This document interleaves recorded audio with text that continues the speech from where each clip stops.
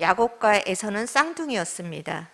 에서가 먼저 나오고 야곱은 그 에서의 발꿈치를 붙잡고 나와서 몇 초 후에 에서가 장남이고 야곱이 차남이 되었던 것입니다. 그 몇 초 차이로 그렇게 정말 장남과 차남이 나뉘었는데, 그 당시에 장남이 된다는 것은 굉장한 특권을 가졌습니다. 물론 부모를 공양해야 되는 의무도 있었지만 영적으로나 육적으로나 그 모든 상속권을 물려받는 것이고, 또 그 하늘에 정말 하나님이 함께 하시는 영적인 복이 부어지는 것이었습니다. 그렇기 때문에 이 몇 초 차이지만 에서가 장남이 되고 야곱이 차남이 됐다라는 것은 그들의 운명이 그 몇 초 차이로 갈라졌다라는 것입니다.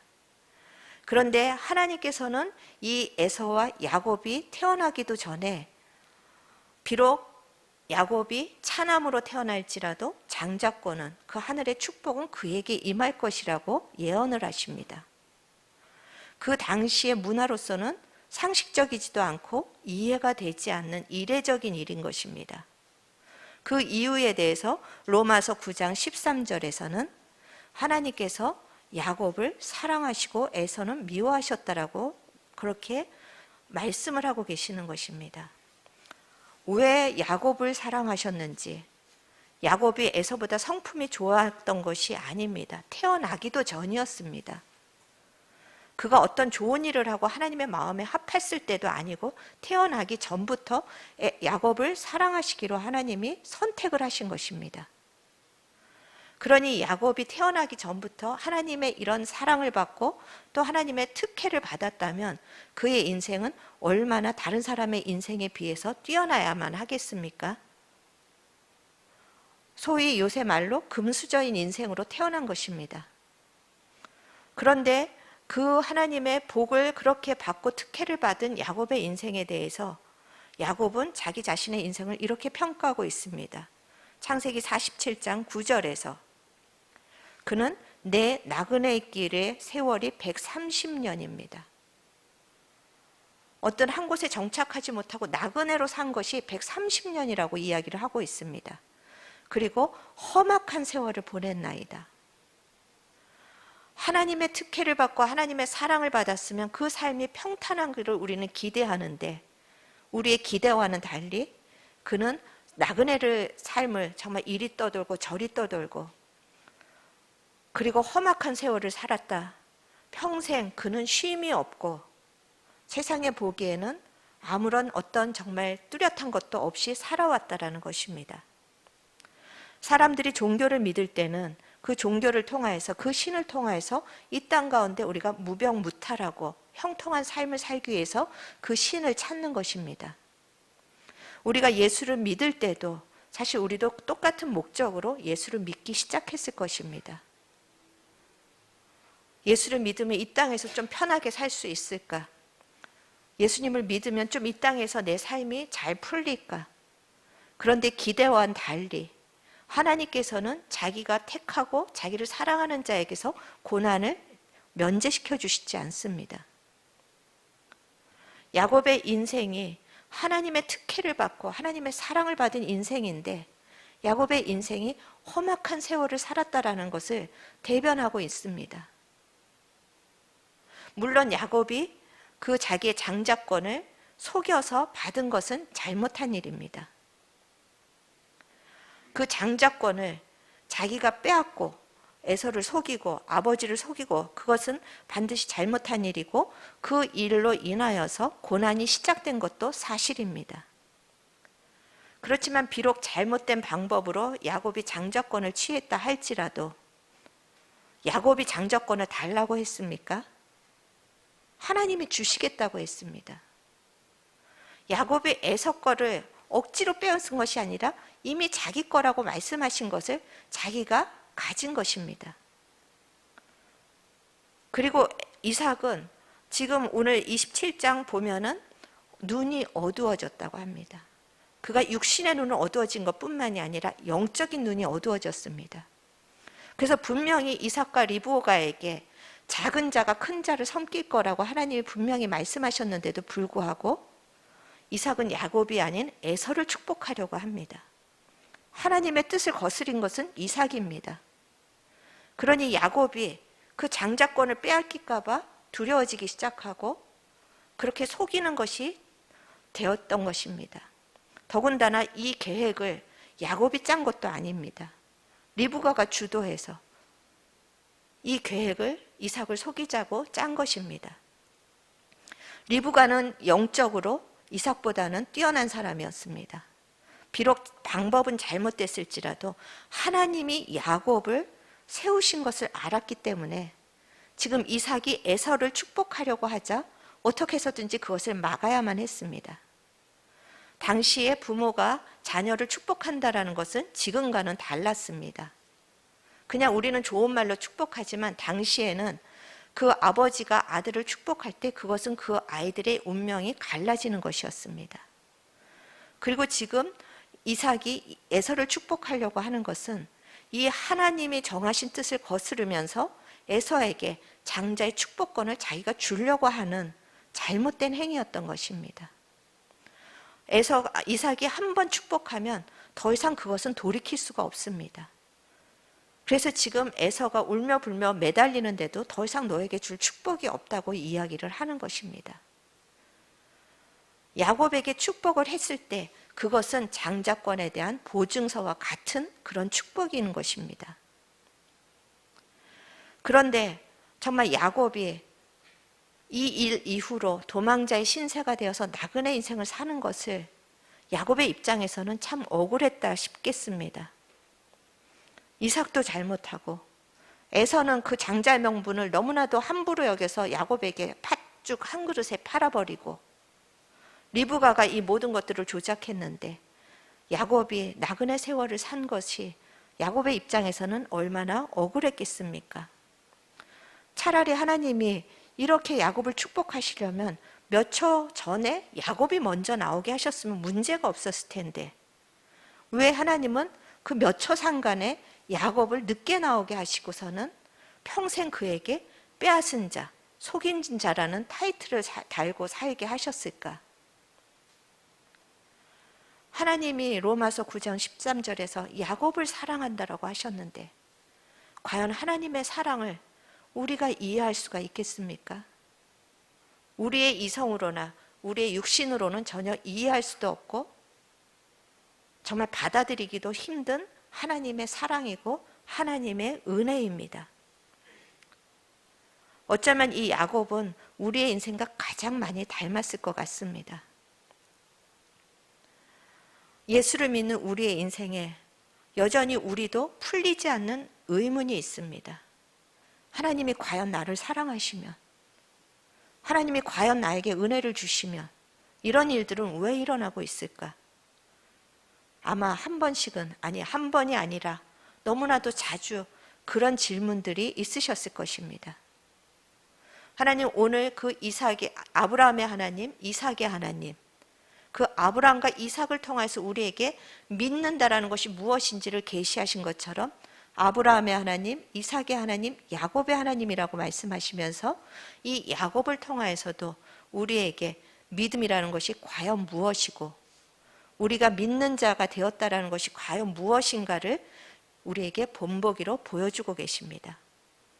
야곱의 우리가 일어나는 일들을 한번 살펴보면서 그 믿음을 오늘 다시 한번 우리가 마음에 새기는 시간이 되기를 간절히 소망합니다. 이제 야곱은 잘못된 방법이긴 하지만 이삭으로부터 그 축복의 기도도 받아냈습니다. 이제 자기가 장자권의 그런 놀라운 축복을 받는 것은 당연한 일이 되었고 이제 야곱은 자기의 인생에 대해서 굉장히 안심을 했을 것입니다. 그리고 이제 그 축복이 어떻게 열리나 굉장히 기대를 했을 것입니다. 그런데 현실은 달랐습니다. 아버지로부터 그 축복권을 정말 그렇게 공식적으로 다 받았는데 현실은 도망자 신세가 된 것입니다. 이 모든 사실을 알고 에서가 야곱을 죽이려고 합니다. 그리고 리브가는 이제 야곱의 생명을 지키기 위해서 자기의 오라버니가 있는 자기가 살았던 고향으로 야곱을 떠나라고 이야기를 하고 있습니다. 지금 야곱이 가야 하는 밧닷 아람은 지금 야곱이 있는 이 브엘세바에서 약 1000km 정도가 떨어진 곳입니다. 그래서 한 달 넘게, 그 당시에는 차가 있는 것도 아니고 한 달 넘게 그곳을 가야만 했습니다. 걸어서. 얼마나 고단한 발걸음이겠습니까? 그리고 그 가는 길을 야곱이 잘 아는 길도 아닙니다. 초행길입니다. 그리고 가서 라반을 순적하게 만날지 못 만날지 아무것도 알지 못하는 길입니다. 야곱의 발걸음이 굉장히 무거웠을 것입니다. 그렇게 무거운 발걸음을 가지고 집을 떠나서 한 3일 후쯤에 해가 지고 이제 들판에서 야곱이 잠을 청합니다. 정말 처량한 잠자리였습니다. 그런데 다음 날 눈을 떴는데 야곱이 달라졌습니다.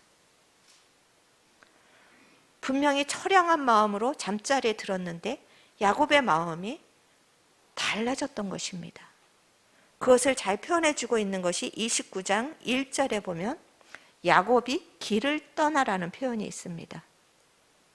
우리말로는 길을 떠나라는 것으로 정말 해석이 되었지만 그 원어를 보면은 야곱이 발을 높이 들다라는 표현입니다. 천근만근 되었던 무거운 발걸음이 높이 드는 발걸음이 되었다라는 것입니다. 힘찬 발걸음이 되었다라는 것입니다. 그리고 길을 떠나라는 이 단어 속에 기쁨이라는 단어도 그런 의미도 가지고 있습니다. 원어적으로. 야곱은 지금까지는 천근만근 되는 무거운 발걸음을 옮겼다면 이제는 잠을 자고 났는데 이제는 기뻐하고 힘찬 발걸음을 지금 내딛고 있는 것입니다. 어떻게 밤사이에 이런 변화가 일어났을까? 간밤에 하나님이 야곱을 찾아오셨기 때문입니다. 28장 12절에 보면 야곱이 꿈에 본즉 꿈에 하나님이 나타나셨다라는 것입니다. 그때의 꿈은 지금 우리가 꾸는 꿈과는 다릅니다. 그때는 성경도 없었고 하나님께서 꿈으로 자기의 현현을, 자기의 임재를 계시하던 때였습니다. 꿈에 본즉 야곱이 살아계신 하나님을 만난 것입니다. 야곱이 무장해제되었을 때 자기의 생각과 자기의 모든 의지와 자기의 힘을 내려놓고 잠자리에 들어서 무장해제되었을 때 느닷없는 하나님의 방문을 받았습니다.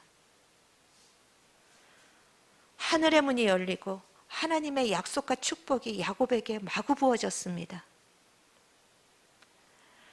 하나님께서는 나는 아브라함의 하나님, 이삭의 하나님이라고 소개하면서 야곱에게 찾아가 주십니다. 그러면서 아브라함에게 주셨던 축복, 이삭에게 주셨던 축복, 그것이 너에게로 이어졌다라고 지금 선포해 주시는 것입니다. 지금 야곱은 결혼도 아닌 총각입니다. 그런데 그에게 자손의 축복을 주시겠다라는 것은 그 축복 넘어 그의 생명을 끝까지 지켜주시겠다라는 보증을 주신 것입니다. 지금 야곱은 도망자의 신세입니다. 그런데 하나님께서 땅에 축복을 주시겠다라는 것은 하나님께서 그와 끝까지 함께 하시겠다라는 보증을 주시는 것입니다. 비록 야곱이 자기의 욕심으로 모든 계획들이 어그러졌고 또 자기의 그 잠깐의 그 욕심 때문에 장자권을 속여서 받은 것 때문에 모든 자기의 삶이 다 망가졌습니다. 그렇지만 하나님께서는 야곱에게 이 모든 것들을 다시 회복시켜 주실 것이라는 지금 확실한 선포를 해주시는 것입니다. 게다가 15절에 보면은 아브라함이나 이삭에게 주지 않으셨던 한마디를 첨가하십니다. 땅과 자손에 대한 축복은 이삭이나 아브라함에게 해주셨던 것과 동일한 말씀입니다.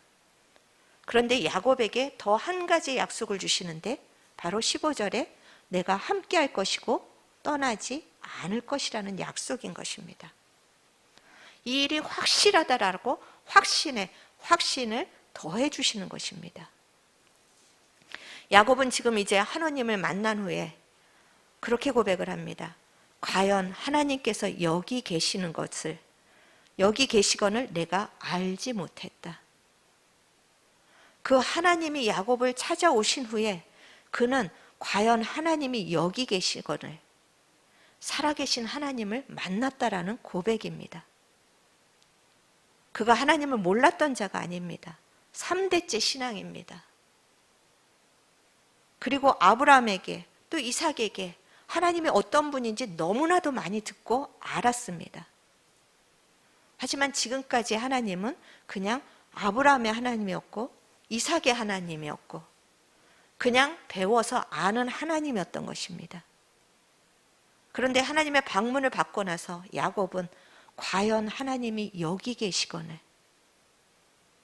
하나님이 나에게도 살아서 나타나셨다라는 것입니다. 그 하나님이 아브라함과 이삭의 하나님에서 나의 하나님이 된 것입니다. 이 베델의 사건, 야곱이 지식적인 하나님에서 실제적인 하나님을 만난 사건인 것입니다.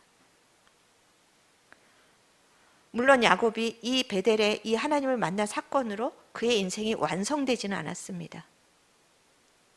지금 또 하나님을 만나지만 그의 인생에서는 앞으로도 하나님을 알아가는 시간이 필요했습니다.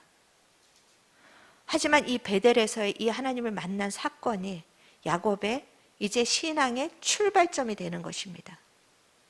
그 전까지 알았던 하나님은 그냥 죽은 하나님이었습니다.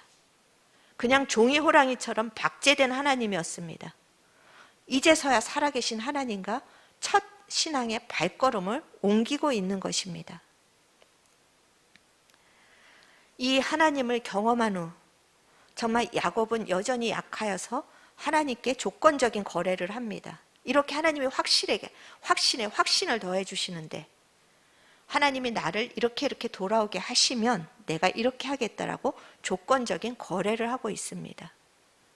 하지만 이 부족한 신앙이었지만 이 살아계신 하나님을 만났기 때문에 이후의 야곱의 삶은 하나님이 개입하시는 것을 날마다 체험하고 그 하나님이 주시는 힘으로 견뎌낼 수 있는 삶이 되었던 것입니다. 이 야곱의 베델에서 하나님을 만난 후에 이제 하나님은 야곱의 가는 길을 인도하십니다. 야곱이 이제 힘찬 발걸음으로 그 베델을 떠났을 때 한 우물에 도착합니다. 그리고 그 우물에 도착했는데 그 목자들을 바단 아람에서 온 목자들을 만나게 됩니다.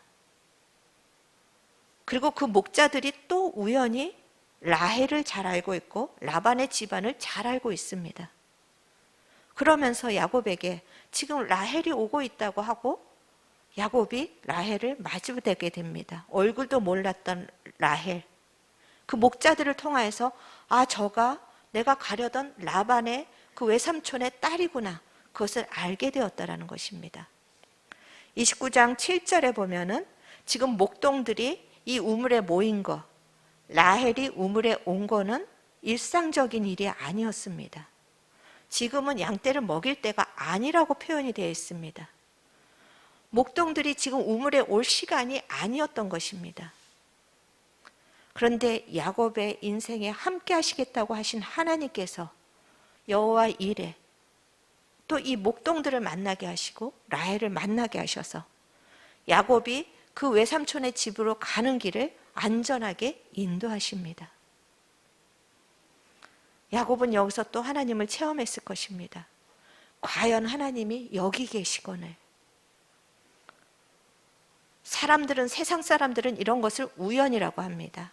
우연히 그 시간에 왔겠지. 우연히 만났겠지. 그렇지만 야곱의 인생을 붙들고 하나님이 계시고 하나님이 인도하신 이 사건은 우연이 아니라 여호와 이레의 사건입니다. 하나님의 섭리 가운데 일어난 만남이었던 것입니다. 야곱에게는 또 이 하나님을 다시 한번 경험하는 시간이 되었을 것입니다. 그리고 그 은혜 가운데 외삼촌의 집에 도착했습니다. 그런데 그 삶은 예상과는 또 달랐습니다. 오늘 우리가 29장 뒷부분을 안 읽었지만 외삼촌이 계속해서 야곱을 속입니다. 20년이나 외삼촌이 야곱을 묶어놓습니다.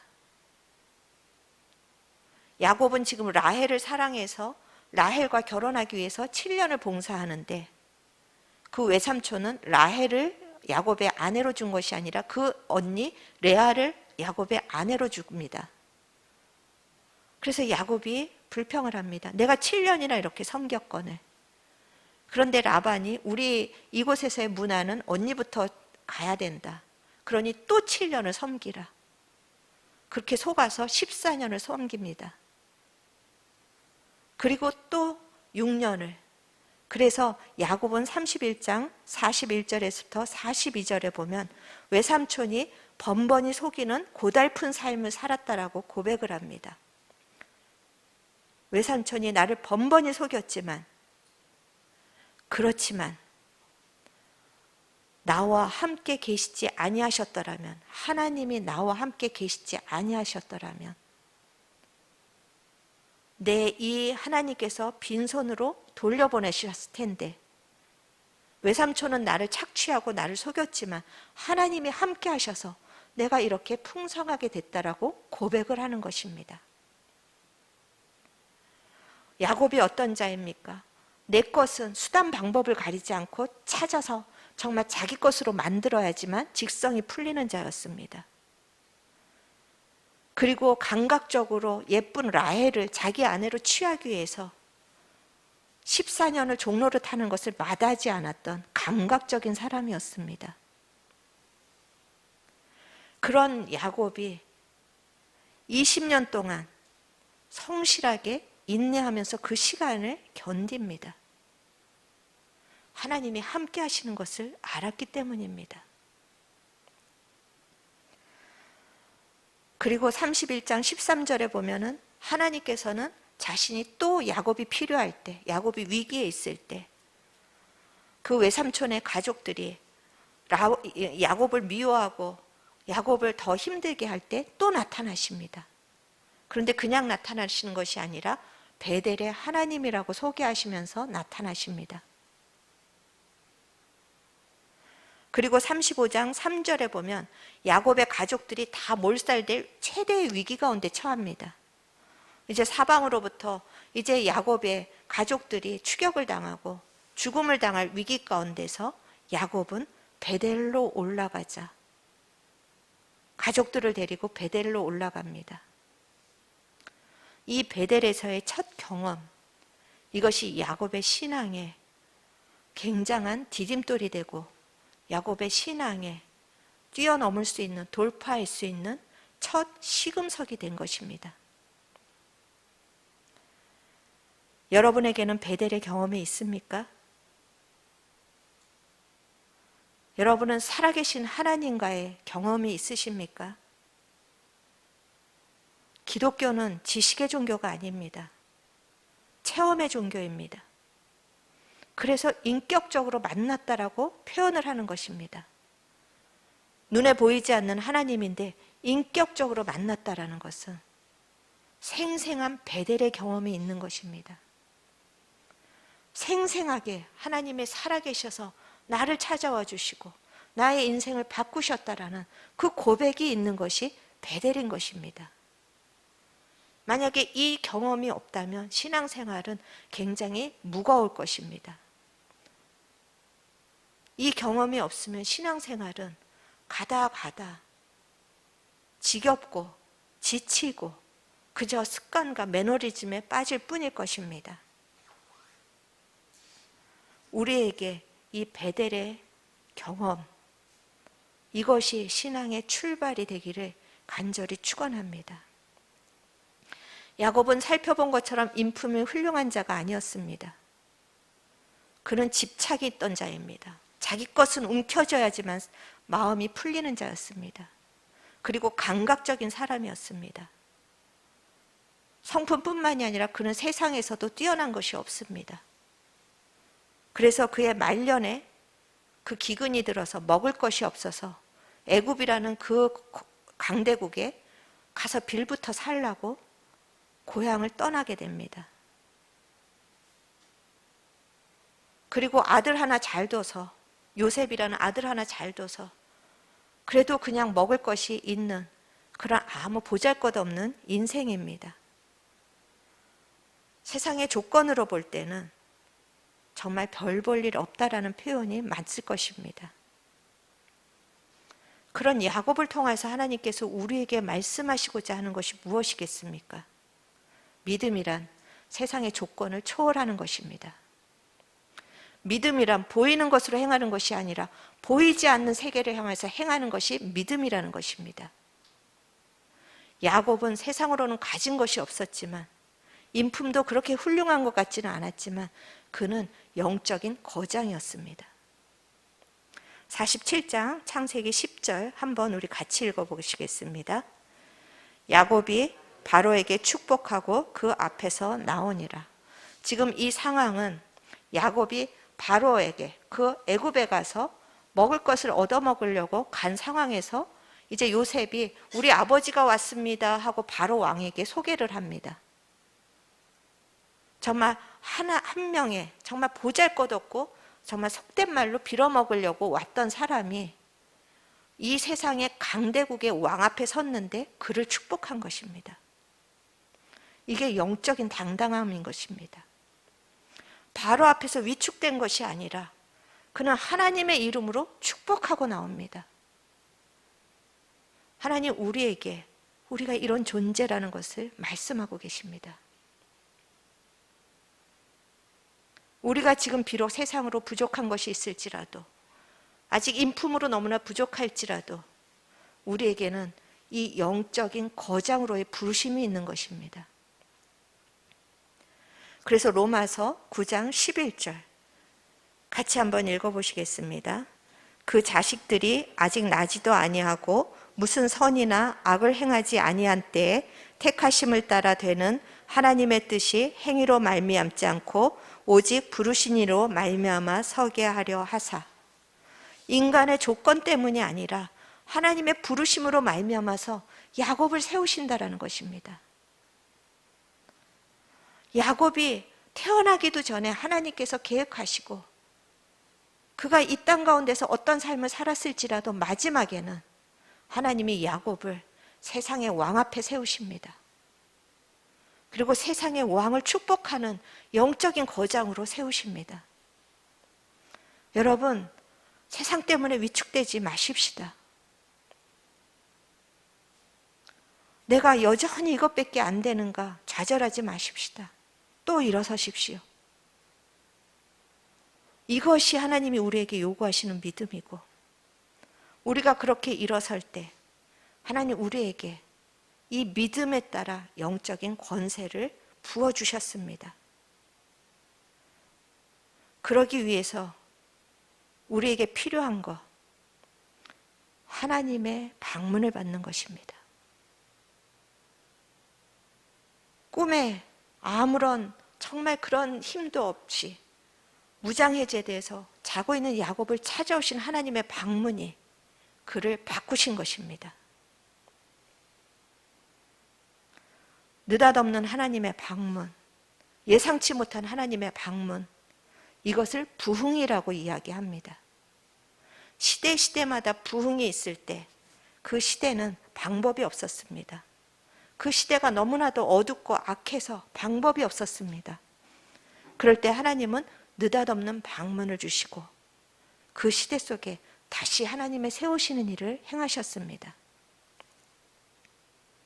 그래서 오늘 설교의 제목을 야곱의 부흥회라고 정한 것입니다.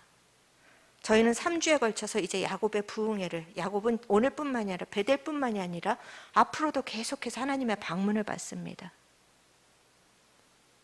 그래서 3주에 걸쳐서 이 야곱의 부흥회를 나눌 때 우리 가운데 먼저 오늘 베델의 부흥이 열리기를 간절히 축원합니다. 2022년 첫 주입니다. 저는 하나님이 부흥회로 우리의 설교에 말씀을 주신 게 너무나도 감사합니다. 제가 계획한 것도 아닙니다. 우리의 읽는 순서에 따라서. 여기 앉은 분들 중에는 그래도 우연이지라고 생각하실 수 있지만 읽는 순서에 따라서 하나님이 2022년의 첫 주에 우리에게 부흥에 대한 주제를 주십니다. 그리고 송구영신 예배 때 나눈 것처럼 새 일을 행하시는 하나님을 우리가 기대하는 한 해로 하나님이 우리에게 소망을 주셨습니다. 새 일을 행하시는 하나님, 길이 없는 광야에 길을 내시고 아무 물 한 방울 없는 사막에 강을 내시는 하나님, 그 하나님이 올해 우리의 하나님이십니다. 하나님, 올해 하나님 우리에게 그 하나님을 만나는 부흥의 문을 열어 주시옵소서. 지식으로만 알고 있는 하나님이 아니라 정말 실제로 내 삶 속에서 살아계신 하나님으로 경험하게 하여 주시옵소서. 우리의 힘으로는 안 됩니다. 하나님과의 이 인격적인 만남, 하나님의 살아계신 이 인격적인 만남이 우리에게는 필요합니다. 하나님, 이제 2022년 우리가 함께 기도하면서 이 첫 주를 열 때 살아계신 하나님이 정말 우리 성도들 한 사람 한 사람을 만나주시기를 간절히 축원합니다. 여러분, 소망하십시오. 믿음으로 오늘 이 말씀을 붙잡으십시오. 그리고 하나님, 제가 이 믿음으로 이 말씀을 붙잡으니 하나님 찾아오셔서 우리의 묶임을 풀어주시기를 원합니다. 하나님, 우리를 하나님 회복시켜 주시기를 원합니다. 잃어버렸던 하나님의 복을 아버지 하나 다시 받는 아버지 2022년이 되게 하여 주시옵소서. 이렇게 여러분이 오늘 말씀에 선포되는 말씀을 믿음으로 붙잡고 이제 영적인 거장의 자리로 한 걸음 한 걸음 힘차게 걸어가시기를 바랍니다. 그래서 사도행전 3장 6절에서부터 8절의 복이 이제 우리에게 열리기를 간절히 소망하면서 선포합니다. 함께 큰 소리로 읽으시겠습니다. 베드로가 이르되 은과 금은 내게 없거니와 내게 있는 이것을 내게 주노니 나사렛 예수 그리스도의 이름으로 일어나 걸으라 하고 오른손을 잡아 일으키니 발과 발목이 곧 힘을 얻고 뛰어서서 걸으며 그들과 함께 성전으로 들어가면서 걷기도 하고 뛰기도 하며 하나님을 찬송하니 아멘. 나사렛 예수의 이름의 권세가 여러분에게 오늘 회복될 것을 선포합니다. 이 나사렛 예수의 이름의 권세가 우리에게 오늘 강력하게 나타날 것을, 그 부흥이 있기를 선포합니다.